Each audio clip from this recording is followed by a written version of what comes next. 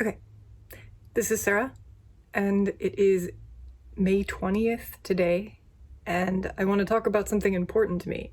I found caterpillars. I was out in the greenhouse with Mark and my dad, and I was wandering around checking leaves as I do, and I found the first hornworm grubs of the season.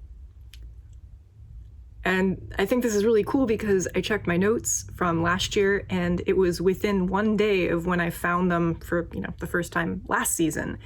I found the first hornworm babies on the 18th of May in 2023, and it was just the 19th yesterday. So almost down to the exact same day of the year, we found our babies. The other thing that we found on Friday was a hawk moth, that is the adult form of the hornworm, in the pupa palette, the pupa dirt box that I put all the extra pupas that I was taking care of in the grow room. There was one chilling out on the edge of the pupa box, and it looked like they had just come up because everything about them was nice and crisp and fresh and kind of, looked very mint. And they're a little bit shaky too, which I assume was a product of having just crawled up out of the ground and with a new body to boot. I mean, theoretically, yes, that's what they're made to do in nature is, hibernate in the ground all winter long and come up in the spring. But I just wasn't sure or very confident that it would work when I had something to do with the process. It was just something I was concerned about, and this kind of gave me a little bit of put me at ease to see that one of them seems to have made it, at least one.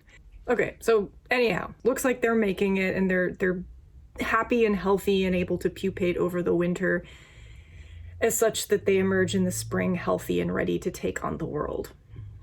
On Friday, me and my friends were wandering around the greenhouse doing a sweep for all different types of bugs and things, and just seeing if any new fruit was growing and looking at the blossoms and generally enjoying what's in there. And we noticed eggs, which look kind of like little yellow or green caviar specks on the leaf. They're like little bubbles, very cute, kind of easy to spot. I had only found 2 on Friday, but yesterday when I checked, which was Sunday, just 2 days later, I found upwards of several dozen. The way I see it, if I find, 6 eggs, there's probably more like a dozen in there. Half you see, half you don't. And since I found 2 dozen, I can assume that there's at least 3 or 4 dozen potential worms in there at this point. So in another week, I can go in there and look for them, and the hunt begins. Anyhow, the Sprinkle Palace is super pregnant now, and in my heart of hearts, in the past 2 days, that one hawk moth got busy and found a mate and put 2 dozen eggs all over the tomato plants that are in there. Congratulations, little one. So I look forward to many evenings as the summer kind of starts to rev up, going out there with some tea and searching for grubby. Because I'm still set up to take care of them here in the lab, which I have this new desk space now, so I've organized it thusly that they have a proper, well-lit space in their enclosure. What I'm calling the electric larva lounge. Scoot this down. You can see them. Actually, you probably can't see them because they're really small. So yeah, there's 3 in there right now. Yeah, there's 3.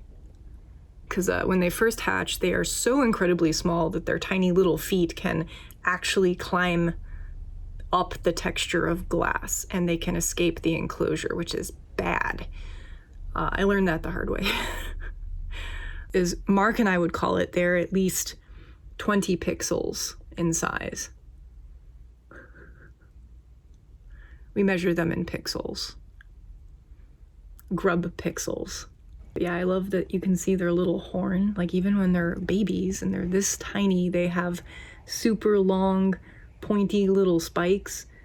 And when they're tiny like this, their spike is almost as large as their body. And I think that that's really cool.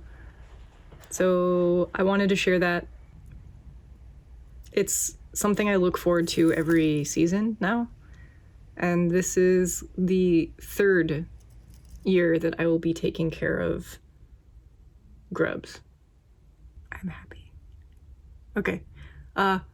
Keep making awesome stuff out there, and thank you for watching.